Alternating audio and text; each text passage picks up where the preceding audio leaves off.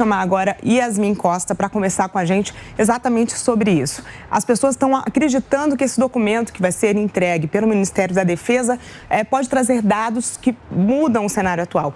Yasmin, explica para a gente qual é essa expectativa.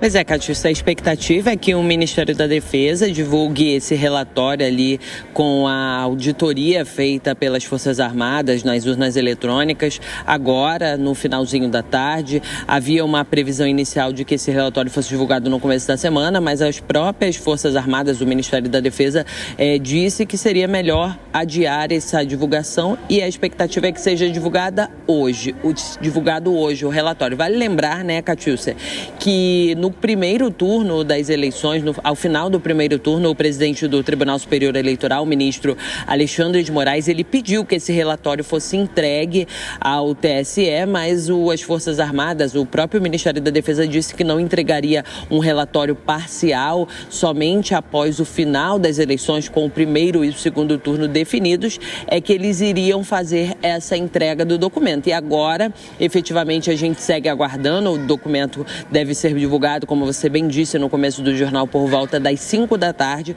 A gente segue acompanhando por aqui. Qualquer novidade, assim que o documento for divulgado, a gente traz o conteúdo dele aqui na programação da Jovem Pan.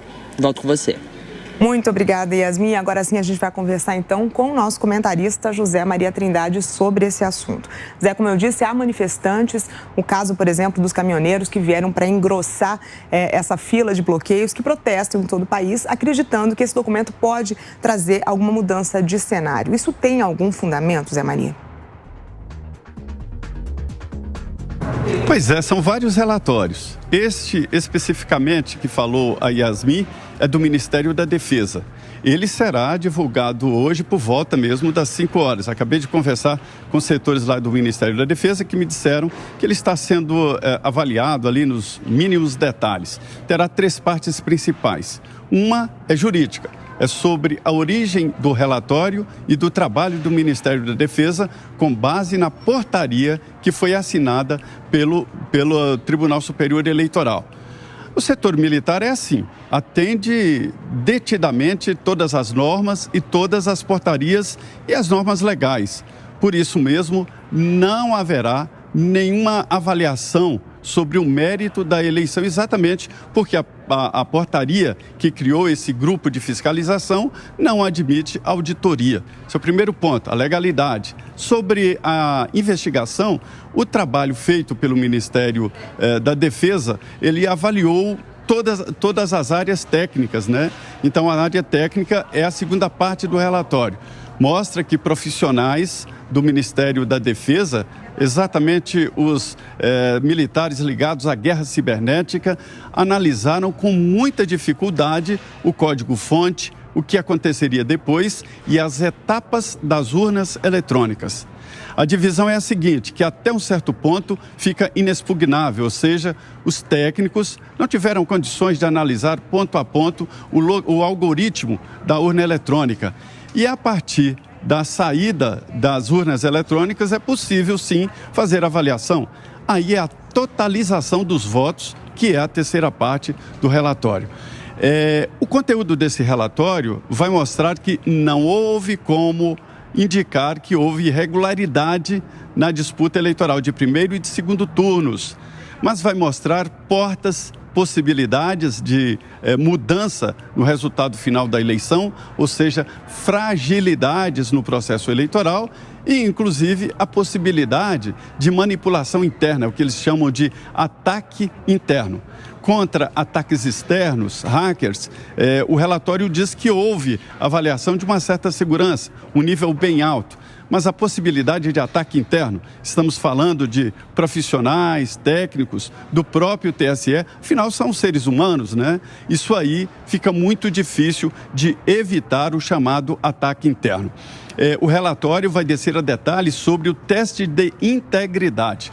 Houve uma sugestão do Ministério da Defesa para que o teste de integridade fosse mais amplo, que se usasse quase de forma real um teste com a digital dos eleitores. E isso não pôde ser cumprido na totalidade. Daí, esta possibilidade de, no algoritmo, conter ali um comando para disparar um resultado diferente do real se houvesse qualquer intervenção. E aí a máquina entenderia como um teste.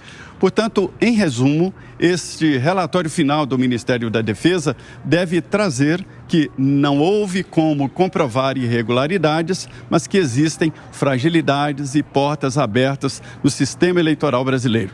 Agora, Catiúcia, uma outra curiosidade. Conversei agora há pouco com o ministro Wagner Rosário, da Controladoria Geral da União, e ele já está com o relatório debaixo do braço.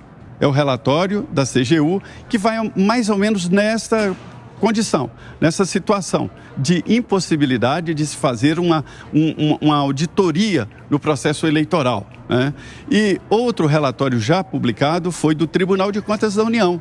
O Tribunal de Contas da União simplesmente não levou em consideração o processo de elaboração das urnas, código-fonte e tal, e se baseou em somar os boletins de urnas com o resultado final, a totalização do TSE. Aí é óbvio que não haveria qualquer diferença. E mais um relatório da OAB, a Ordem dos Advogados do Brasil, que simplesmente disse que o processo foi normal. Portanto, o relatório, a grande expectativa de hoje, que deve ser divulgado daqui a mais algumas horas, né, já está pronto e vai indicar a impossibilidade de auditoria e mostrar que há, sim, portas abertas e fragilidades no sistema eleitoral. Claro, a gente vai acompanhar e divulgar esses resultados aqui na Jovem Pan News, né, Zé? Daqui a pouco a gente conversa mais uma vez.